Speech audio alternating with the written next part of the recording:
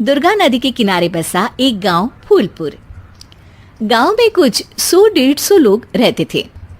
अंजलि, जो कि पास ही के जिले में रहती थी और 12वीं पास कर चुकी थी, उसके पिताजी ने बेटी को जल्दी विदा करने के लिए उसकी शादी फूलपुर गांव के मुकेश से करवा दी थी।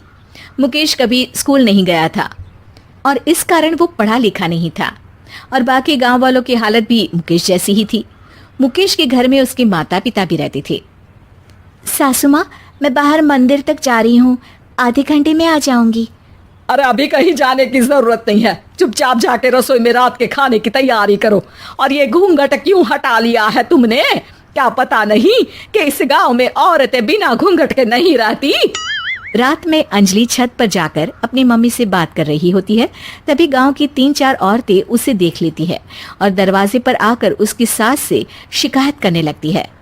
और क्या हुआ? अरे छत पे तो देखो, आपकी बहू मटक मटक के किसी से फोन पर बात कर रही है, दिन भर फोन पे लगी रहती है। अरे कल तो मंदिर के पास वो क्या कहते हैं, सेल्फी ले रही थी। शहर की बहू रखना अच्छा शान की बात है, पर देखना इसके लक्षण से ये तो तुम्हारे परिवार को बदनाम ना कर दे। ये पहली बार नहीं था जब सास से गांव के लोगों ने अंजलि की बुराई या शिकायत नहीं की हो। अब तो ये रोज की बात थी। अंजलि ये सब सुन लेती है। जब वो नीचे जाती है तो मुकेश भी वहां आ जाता है।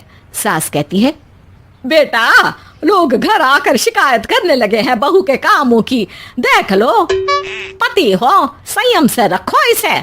माँ जी, मैं तो अपनी माँ से बात कर रही थी, क्योंकि यहाँ कोई बात करने लायक ही नहीं है और अब मैं माँ के पास ही रहूंगी। वहाँ क्या रहना, वहाँ बाहर के लोग तो ठीक है, पर घर के लोग भी इज्जत ना दे सके। अरे नहीं नहीं अंजलि, ऐसा नहीं है, धीरे धीरे सब ठीक हो जाएगा, तुम फिक्र ना करो। अरे बस कुछ बोलना ही नहीं है, सर पे चढ़ा रखा है बहू को।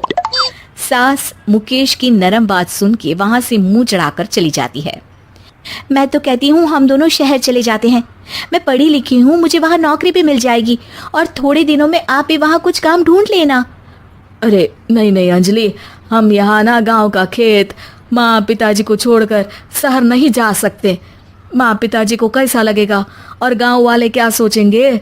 ये कहकर मुकेश सोने चला जाता है और अंजलि की गांव वालों द्वारा बुराई का सिलसिला बहुत दिनों तक चलता ही रहता है।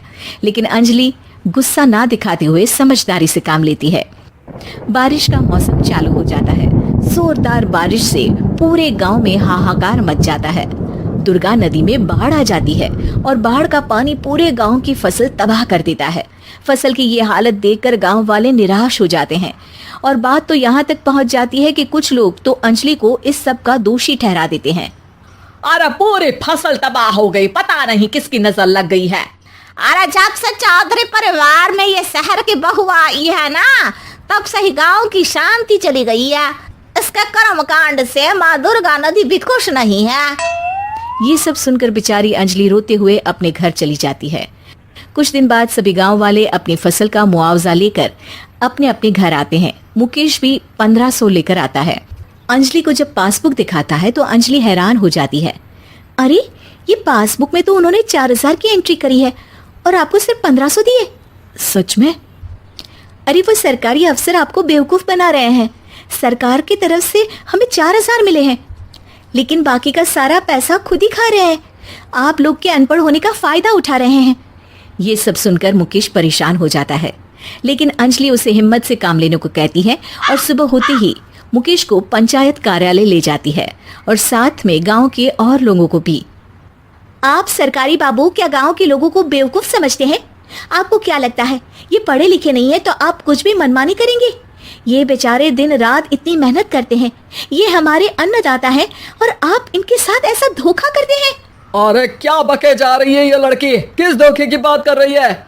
अपने कांड करके नदी माँ को नाराज करके हमारा नुकसान करके इसे चैन नहीं मिला क्या? सरपंच जी, इन सरकारी बाबू ने मुझे बेवकूफ बनाया है और मेरे हिस्से के पैसे खुद चट कर गए। बस ये सुनते ही सरपंच वहां से दुम दबाकर भाग जाता है। पता चलता है कि जनपद अधिकारियों ने गांव के सरपंच के साथ मिलकर सबके साथ धोखा किया है। सब लोगों का विरोध शुरू हो जाता है और आखिर में अधिकारी सब गांव वालों के हिस्सों के बचे हुए पैसे उन्हें लौटा देते हैं और कई दिन तक सरपंच गांव में लौटता ही नहीं। अंजलि, तुम नहीं होती तो हम गांव वालों को तो पता ही नहीं चलता कि ये हमें हर बार बेवकूफ बनाते हैं। हाँ हाँ अंजलि बेटी, हमें माफ कर दो। हम सब तुम्हें बुरा भला कहते रहे, लेकिन तुमने ही आज हमें बेवकूफ बनाने से बचाया है। हमें तुम पर गर्व है बेटी। अब समझ आया कि सरपंच तुमसे नहीं, तुम्हारे पढ़े लिखे होने से नफरत करता था। क्यों ना इस बार हम अंजलि को ही सरपंच पद के लिए चुन ले। क्या कहते हो गांव वालों? पढ़ी लिखी सरपंच। बस पूरा गांव अंजलि के लिए ताली बजाता है और अंजलि की सास उसे खुशी से गले लगा लेती है।